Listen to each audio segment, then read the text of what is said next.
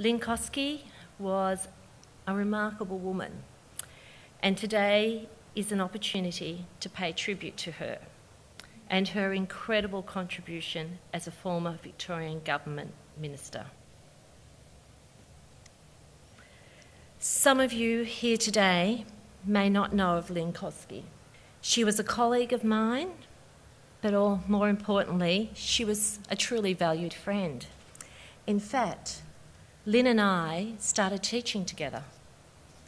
She came into my office when I was the Student Welfare Coordinator at Footscray High School and said, I have a plan.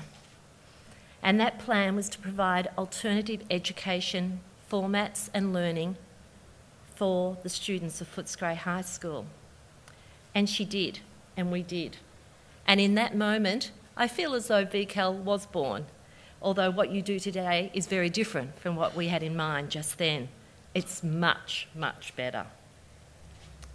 Lynne was not only a courageous and keenly intelligent woman, she was a very practical person who loved learning new skills and was much admired for her skills in dressmaking. She always looked fantastic, jewellery making, and I see Hannah's wearing a piece of hers today, and food, all of which she undertook with a strong sense of design and purpose. Lynne was also an esteemed colleague and friend of the Premier, and many of you joining us here today. Most importantly, she was the loving wife of Jim Williamson and devoted mother of Hannah and Jackson Williamson, and we are so very pleased to have you all here today. For those who did not know, Lynne sadly passed away last December after a long battle with breast cancer. She was only 56 years old. She had a lot more to do, but what she did with her life was incredible. She made an incredible contribution to the state of Victoria in both her numerous ministerial roles and as a woman of great integrity.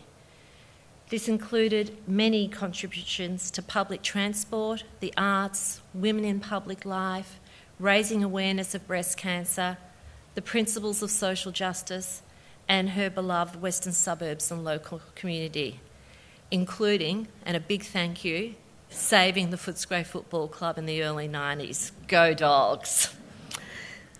Perhaps most of all, though, it was her contribution to Victoria as Minister for Education and Training from 2002 to 2006 that best defines all Lynne believed in.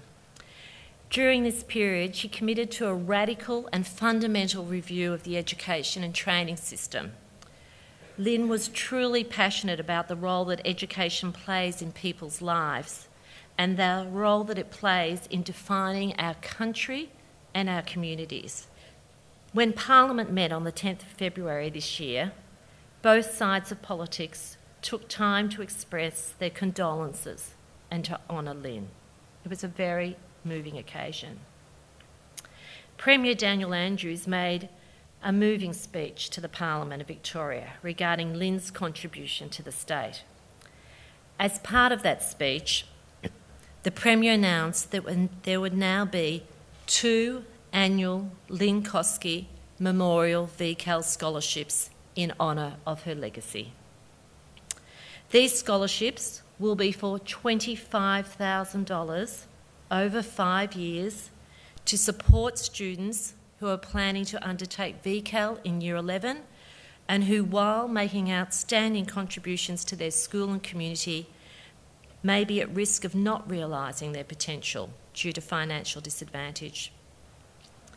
This is a tremendous and fitting tribute and an acknowledgement of an outstanding Victorian and one whose contributions have made it possible that we here today are celebrating students who have made outstanding achievements in their VCAL studies. So here today at this event, I believe is the most appropriate place to officially launch these scholarships.